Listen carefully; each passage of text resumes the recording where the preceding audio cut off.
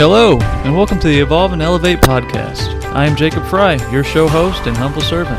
I have an unwavering belief that no matter where you are, who you are, what you have, or what the story of your past may hold, you have the ability and inner strength to design and realize your best self tomorrow, if only you will put in the effort today. Welcome back to the Evolve and Elevate podcast, and thank you for coming back to continue the journey of silver linings, finding growth within dysfunction. This week, my heart goes out to those in the Ukraine fighting against the monstrosities being waged against their nation. I really, truly hope that the unnecessary invasion stops soon and that the saddening loss of precious life ceases. Open doors and dumb kids. Returning home, I went on a walk with SB to visit Buddy's house down the road. It was fall time, and living in a wooded area, leaves littered the ground, barraging our vision with reds, oranges, and browns. It was the perfect weather, no overcast, a light breeze, comfortable t-shirt weather. Walking up to the door, we knocked to get someone's attention. The door cracked open as if it had not been shut completely. We knocked again, calling our buddy's name. We felt we were close enough and had been welcomed in enough times to feel comfortable walking in. We walked around yelling names, but no one responded. No one was home, not even the dogs. We putzed around for a bit until we saw Buddy's gaming system. Buddy had a gaming system similar to the one SB's dad had bought him. Devious children we were, I 12, and SB a year older, we decided we would borrow a couple of games. We did, and I expected us to head home to play them, naturally returning them later on. But again, we were bored children. Buddy had shown us a gun his mom owned in the past. We found that gun and took it with us and the games. We didn't really know a single thing about firearms at the time. In hindsight, the way it was handled was completely unsafe. We had no business taking it nor taking the games. Karma would remind us very swiftly that ignorance is no excuse and intentions do not matter in the court of law. We hid the gun outside the house and went on to play games. The weekend passed, and we never even touched the gun or really thought much about it. Heading into school Monday morning, the day began like any other school day. Breakfast, morning classes, lunch. But then I was called into the principal's office in the afternoon. Walking to the office, I saw SB sitting in another room with the police officer. My dad was in the office with another officer, and I immediately knew that we were caught red-handed. And some sort of combination of Buddy's parents filing a report and contacting our parents asking about games and a gun, the games were found in plain sight. The officers had no interest at all in the games. My heart was pounding, my preteen palms sweaty. I felt like my body had become a feather, and I would become unanchored and float away. The conversation was short and to the point. The officer stated SB had informed them of the firearm location, and they had officers searching for it. The principal inquired as to what would happen with us. The officer stated despite the attention, we had committed a burglary that included firearms. The firearms turned the crime into a situation that required we be detained for a hearing. Following confirmation that the weapon had been found, the officers gave me a moment with Dad and SB a moment with his mom before taking us to the station. We were both crying. We had never anticipated it going as far as it did. We were just going over to see our friend. Dad calmed me and looked me in the eyes. He told me that no matter what happened, he would always help me and love me. I stopped sobbing and hugged him. While I wanted nothing more than to go back in time and not have ever gone over to Buddy's, we had done what we did, and there was no stopping all-knowing karma from aligning our consequences with our actions. Silver linings. True friends and family will be there for you through the roughest of times. It's pointless not to accept the consequences of your actions. This is a very stoic-like mindset, but it eliminates unnecessary suffering around variables you simply cannot change or chose to roll out the way they did. Guilt is a universal feeling. Your body and mind give you a warning when you have or are doing something wrong. Sweaty palms and feeling light as a feather are signs. Follow your intuition when it comes to navigating morality. Wrapped in chains. SB and I were marched from school in handcuffs. The officers took us to the police station to wait for the juvenile detention center officers to pick us up. Assigning our cells, we were told to hang tight. As we waited in our lone cells, each minute felt like an hour. There were no clocks, and the cells were isolated with a little window in the entry door that permitted a small view of the mostly empty hallway. About 45 hours, actually minutes, but they felt like hours, later, we were buzzed from our cells and taken to a room at the end of the hall. We were placed in chairs and monitored by an officer as two large burly men wrapped in chains shuffled up the corridor. I had no idea what to expect. I was a 12-year-old kid that had never seen the inside of a jail cell. Not one from this perspective, anyway. My cousin and I had been picked up for curfew in the past, but sent home with parents by the time we had made it back to the police station. This was different. I wouldn't be back in my own bed anytime soon. The man threw the chains down on the table in front of us. He did not spare any dramatization whatsoever. He did not say anything to us, turning to the officer to confirm that we were his pickup. Once he had all the information he needed, he radioed and another large man carrying chains approached. They told us to stand, our hands behind us. They latched cuffs around our ankles and cuffed our wrists in front of us. The cuffs were extremely tight, on purpose I'm sure, and the ankle cuffs linked to our handcuffs by way of another chain. We were made to waddle like penguins through the building into a van with a juvenile detention sticker on the side. During the ride, very little was said, and none of it included SB or myself. SB was still emotionally scarred, with his face a pale red from tears chapping his cheeks. We were riding for about 45 minutes when the van pulled up to a barbed-wired fence. We heard a buzzing noise, and the gate opened as the van moved forward into the garage. The garage door closed behind us, and we were led into the detention center. Passing through several buzzing doors, we reached the receiving area. We had our mugshots taken, our fingerprints taken, we had to strip and put on detention garments. We found out quickly that the naked squat and cough is indeed a real requirement for those being contained. We were put into another set of isolation cells as the center team decided where to place us. We were given a meal in our cells, some sort of goulash with a slice of bread, corn, and a milk carton. In an isolation cell next to us, another kid was hitting his door and screaming obscenities. The correctional officers opened SB and I's cell after we had finished eating, telling us to follow single file to our new living area. We began to walk across the facility. We passed numerous locked pods that housed other juvenile delinquents. As we came to our pod, we braced for impact. The officer opened the door, and we were given a, quote, grand tour, unquote, of our 20 by 20 recreational area, our assigned cells, and the shower area. The shower was as minimalistic as everything else. We were given a couple of squirts of soap and no washcloth with 3 to 5 minutes of water time. It was a rushed cleaning.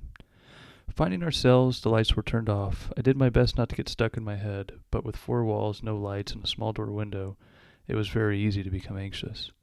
The officers made their rounds every hour or so, checking on each cell. After a couple of checks, I finally fell asleep. Silver linings. When you recognize that worry will only make your situation more difficult to bear, you tend to drop the worry. Life in juvie. Because a firearm was stolen in our fiasco, the law required detainment until sentencing. On the 3rd day in, we were taken back to the courthouse for a hearing. In our jumpsuits, ankle cuffs bonded to handcuffs, we were marched in front of the judge. Dad and SM were in the room behind us on a bench.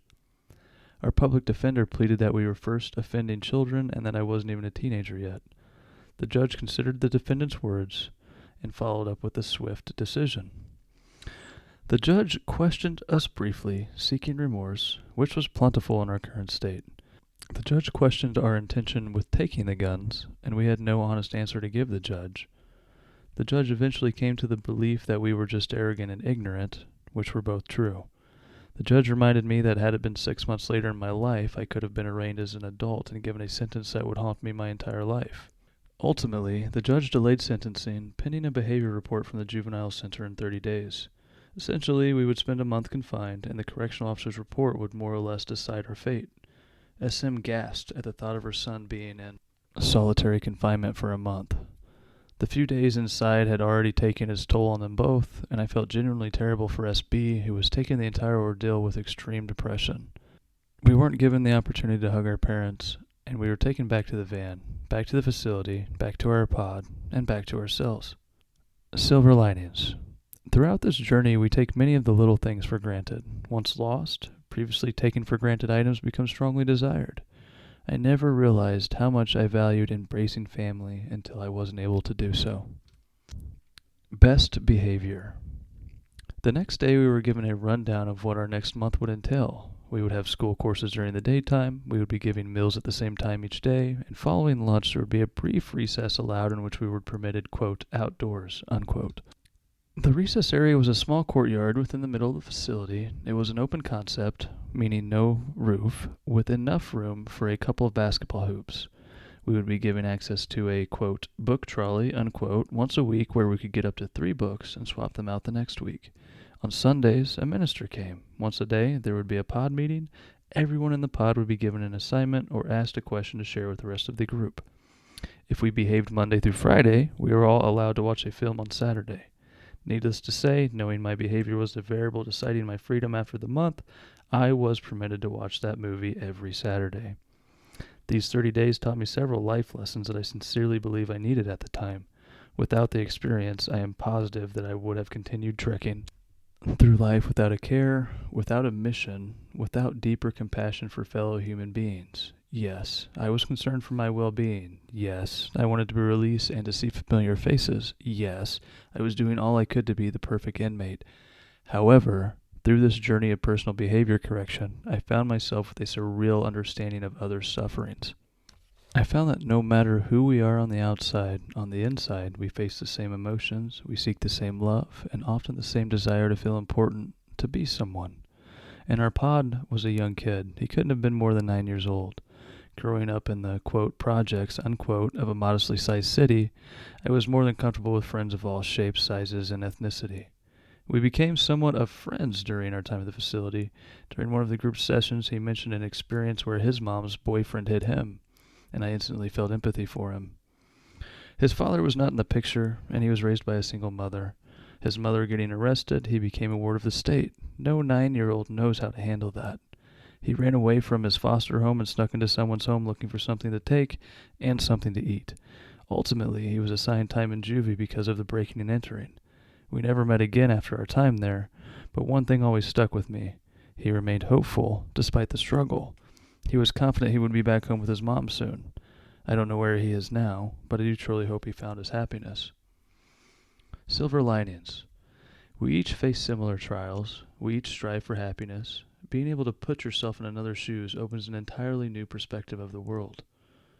If the world was on fire, would we work together to put it out, or would we still fight each other? Would we realize that we're all the same underneath our skin? It is so very important for our future generations that we conquer our perceived differences and unite for humanity. Books. I had never been one for reading at any point in my life prior to being put in juvie. During my time there, I became an addict. I was able to go on wonderful journeys of imagination each night in my cell. Under a very faint window light, I could read books for several hours until an officer would tap on the window and tell me to put it down. I read Moby Dick. I read Choose Your Own Adventure books, and I took it every direction possible. I found a passion for reading while in that cell that followed me long after leaving. There was one book that literally changed my approach to life, the Bible. I had never been religious, but Mom had always had a Bible with her. She would take us to church on occasion, but it was never much more than a sermon or two here and there. I was curious, and I found myself reading the entire Old Testament and many pages further. There was solace in reading through the construction of the ark. No idea what 300 cubits were at the time, but there was solace within it. And the turbulent times Moses spent in the wilderness. David downing a giant with a slingshot, the plagues, the commandments, and miraculous healings. During my time with the text, I absorbed many of the life lessons within. It wasn't like anything I had experienced before, using imagination to journey into the mind. Silver linings.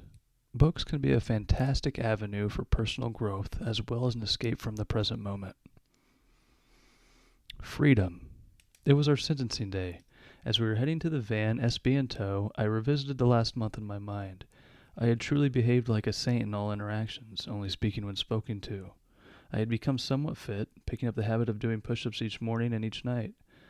I had found a passion for reading and an interest in theology. I was beyond confident that the sentencing would turn out in our favor. My confidence was supported. The judge, impressed with our reports, issued us 3 months house arrest, 200 hours community service, and 18 months probation. Following this, if we completed it, the charge would be dropped in its entirety. Silver linings. Recognize that there are consequences for our actions. we should consider whether or not we are able to live with the consequence of the action before taking the action. House arrest. School was just finishing for the summer, but prior to school finishing for the summer, SB and I were issued official expulsions from the public school we attended. We were criminals and would be an unacceptable nuisance to other students. The school feared for the safety of others, as no one wanted gun thieves in their classrooms. There was little that we could do about the result, except accept our fate and begin our summer of house arrest. There was little to share from this time in my life. Most days were spent in the same house, with the same people, and more often than not, the same routine. Silver linings. There will be times in our lives in which we will be unable to influence the outcome of an experience. We must accept these experiences and continue moving forward. And try to live by the 3-foot rule. If it can't be touched, if it's not within 3 feet of our body, or we cannot influence it directly, accept that it is out of our control and move forward. Let's do some thought extension on topics. Accepting the consequences of our actions, good or bad, is to truly level up as a human being. It may be difficult to recognize that we, the individual, are 100% responsible for our life journey. Yes, some of us have more or less resources to start with. Some of us start with dysfunctions and some do not. But ultimately, we get to decide how we navigate the path laid out before us, and we must learn to accept the consequences, good or bad, of the path we choose. Learning to let go or drop worthless worry is a game changer. It allows us to take energy that is being wasted and reroute it into something productive. As a human, I have noticed that it is extremely easy to get caught up in a worry loop in the mind and just bask in anxiety or depression. Try to recognize those moments of worthless worry and transform it into positive productivity. The 3-foot rule is a big help in this mission. If it is not immediately within our physical domain or immediately able to be influenced in a better direction, it's probably best to let it go. Finally, read books, listen to audiobooks, or seek learning in general. There is nothing able to change our lives quite like opening our minds to new knowledge, new experiences, and new possibilities.